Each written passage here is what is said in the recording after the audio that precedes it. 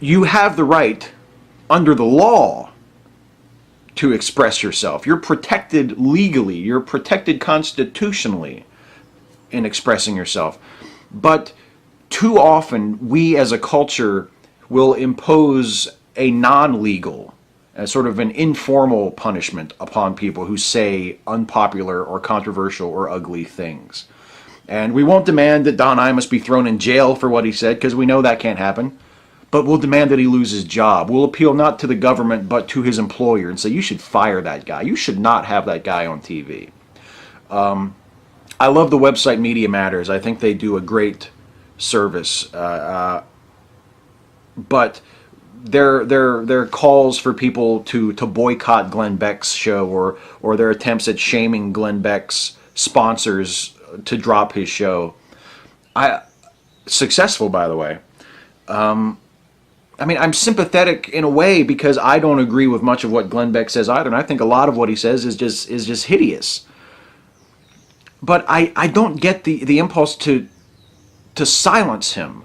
I don't think that that's the sort of environment that we should have when we're discoursing with each other. It should be a discourse. It should be an engagement. It should be a conversation. It's not speech without consequence. Respecting free speech doesn't mean that there can't be negative consequences for saying the wrong thing at the wrong time. If I'm making racist or misogynistic comments online and my boss finds out about it and fires my ass, that doesn't mean that my boss doesn't respect free speech. If someone else sees me making bigoted comments and calls me out on it, that doesn't mean that they don't respect free speech. Respecting disagreement is a crucial part of the concept of free speech, but respecting disagreement doesn't mean respecting every disagreeing opinion, no matter how ignorant or toxic that opinion. Bigots with poor judgment are not a protected class, and there is no moral or legal principle requiring anyone else to put up with it. He is inviting Dick Coughlin to perform his stand-up act at this event, and also to take part in this discussion on the subject of YouTube and free speech, and how do we foster an environment where people feel at liberty to say provocative things without having to suffer consequences for it, without having to risk losing their channel, having all their hard work go up in a puff of smoke.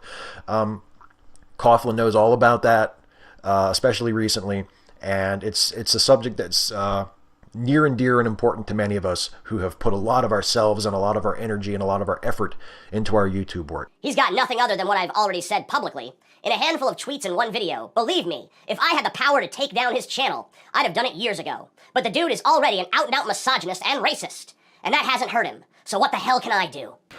Now the question is, are we going to start living out those ideals that we insist that our government keep to in our everyday lives?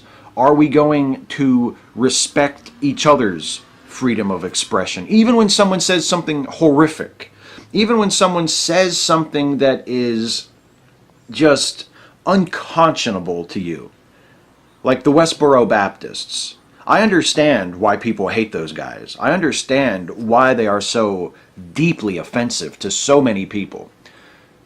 And I also understand why the Supreme Court had no choice but to rule in their favor and to say they have the right to protest at those funerals, because this is a free society. And the fact that you do not like something, even if you are the parent of a dead soldier, the fact that you don't like what they're saying does not negate their right to say it. It doesn't entitle you to be a bully. Sometimes the noble concept of free speech is invoked for the most petty reasons imaginable. I've seen people assert their freedom of speech after offending someone with an insult.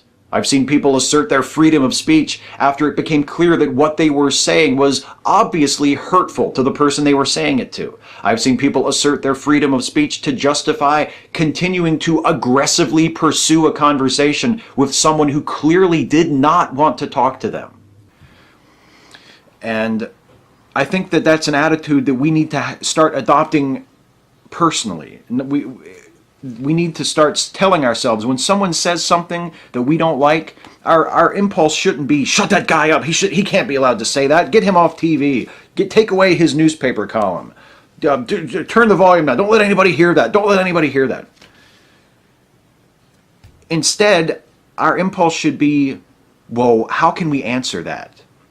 How can we respond to that? How can we argue? How can we parry that? How can we make our side? Because presumably, if someone says something offensive to you, presumably you disagree with what they're saying. You disagree with the content of what they're saying. So how can you state your position in a way that shows their position to be wrong? Let's do that. Let's have a conversation. Let's at least attempt to have a conversation. You know, some of my favorite moments since I've been a blogger, and just in the last year or so since I've been a video blogger and been making these videos on YouTube, have been when I've encountered hostile comments from people who disagreed with me, not just disagreed with me, but thought that I was an asshole, just completely hated what I had to say or how I said it or whatever. And I've been able to speak to them in a civil way and sort of turn them around, where they don't end up agreeing with me, certainly, but they at least come away from the exchange feeling that we could be friendly, that we could get along, that you don't have to always respond to someone who says something that you find offensive by calling them a name or telling them to fuck off. If they think I'm a dick, they can post about it to whoever is remaining who wants to listen to them. And that's fine. But I won't be listening. I don't think I'm taking anything away from them.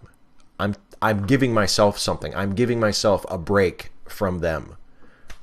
I don't have to respect their opinion, and I don't have to listen to them if I decide that they are not worth listening to. This instinct to just silence unpopular voices, to quiet, mute all the dissonant notes, is very troubling to me, and it's something that should really be beneath us. It's beneath the dignity of a free society to treat each other this way. It shows a lack of conviction. It shows a lack of understanding of the principles of our free society. It shows a lack of courage, because we're stronger than that. We don't need to kick Don Imus off the radio to prove that we're against racism. We don't have to take away Bill Maher's TV show to prove that we don't implicate ourselves in 9/11, or we don't have to silence those voices. We can give them their opportunity in the public forum to say whatever they want, and then we can answer them. That should be the American expression of freedom of speech. That should be how we exercise. That should be how we live out our ideals. Not just in America, all over the world. I reported the video to YouTube, but I doubt it'll do any good.